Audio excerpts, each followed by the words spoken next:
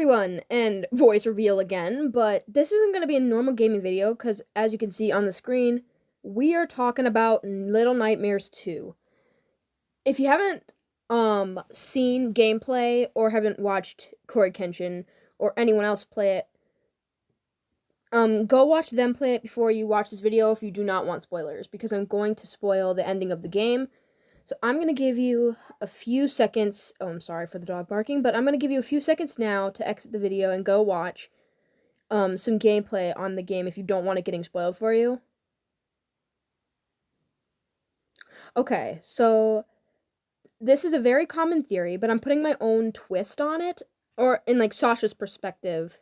Or okay, I'm gonna keep calling her Sasha on accident because of Corey Kenshin, because Corey Kenshin called 6 Sasha throughout the entire game, so I may say Sasha. So when I say Sasha, I'm talking about 6. So that's what you know what I'm talking about. But I'm gonna try to best to say 6 because that's what everyone knows her as. So anyway, in the ending, basically what we see of Little Nightmares 2 is that in the ending, we see 6 drop Mono, and everyone's instant reaction was like, "Oh my god, she betrayed Mono." And at first I thought the same, until I saw the theories come rolling in.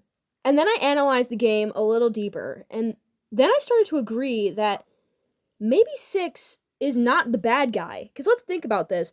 Why would she betray Mono if she could use him? Like, and I'm not saying she's just trying to use him, but theoretically here, there could be maybe another theory out there, like, oh, she dropped him because she thought, oh, he's just slowing me down. But no, Mono is a very reliable, like, source of intelligence, and he's very, like, capable of keeping up with her. So why would she just get rid of him? I'm sorry. I'm so sorry. I'm going to get my words confused. But why would she just get rid of him when she could clearly keep him around to help her? Because we see him helping her throughout the game. But then she just decides to drop him. What's the deal? Well, here's my theory here.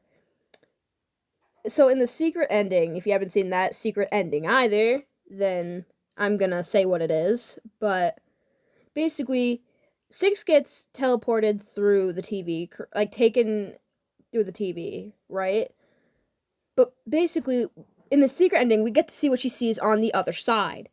And what we see kind of gives us a clue to why she might have dropped Mono. When she reaches the other side of the TV, she's all by herself. She looks around for a minute, and then she sees Shadow 6, like a glitchy version of Shadow 6. Because throughout the game, we get to collect these, like, shadowy, glitchy kids, and that's how you get the secret ending in the first place. So she sees Shadow 6, and then we hear something. If you haven't played the first game, you may not understand how vital this is, but we hear her stomach growling. In the first game, we see whenever she gets hungry, she loses control of her mind, her body, basically everything. She basically loses it and will eat anything in sight. And no, she isn't a monster. She just can't control herself. So it is my belief that when 6 was pulled into the TV, she experienced hunger and then somehow got possessed or something and was turned into Monster 6.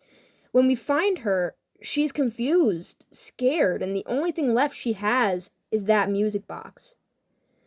Imagine yourself in 6's shoes. She had to be scared. Then someone who you might recognize, but you were starving for so long, you don't even know anymore, starts screaming "hey" at you and tries to destroy the one good thing you have left, your music box. Because during the game, all you can see is just her just protecting that music box. Like, even in her monster form, all she cares about is that music box. And we don't know why, but even when we first rescue 6 from the cabin where the hunter's at, you can see her kind of like winding this tiny version of the music box. So something in that music box or the music may have calmed her, keeping her sane during the like entire game. Well, not through the entire game, but like in the beginning where we found her. Maybe she was scared, and so that music box is her only thing of comfort.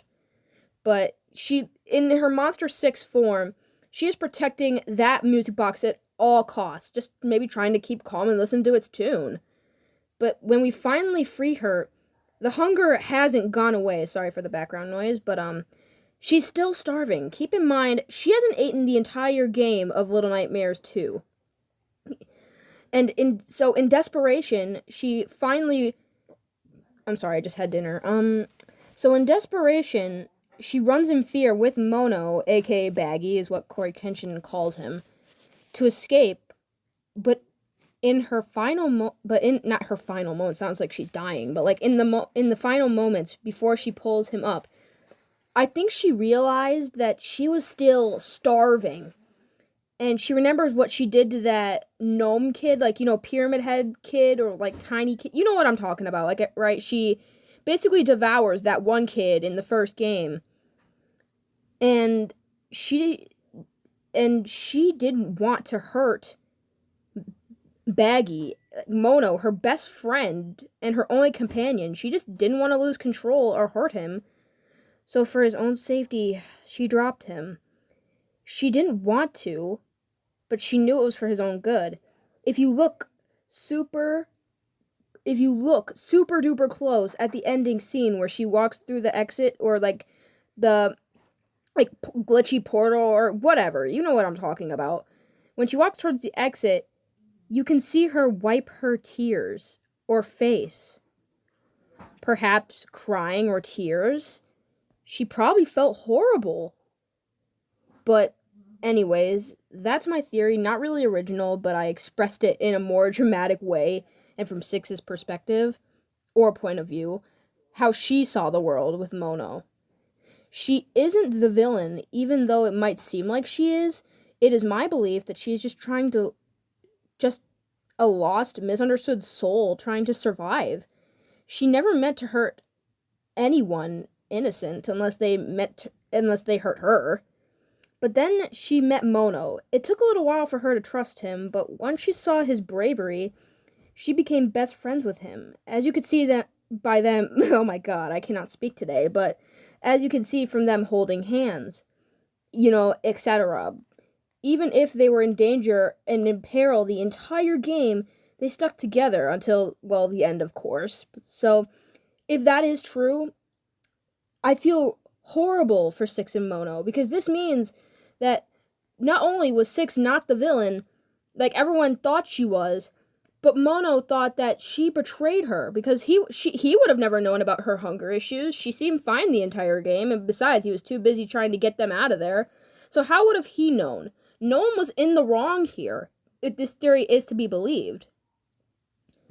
But anyway, I'm sorry for my very uncontrollable ramblings, and I hope you could understand this video from Six's perspective now, and why maybe she did the things she did. And if I explain this terribly, I'm very sorry. I can't explain things very well, but I hope you enjoyed this short little theory video, and like and subscribe. So, yeah, bye!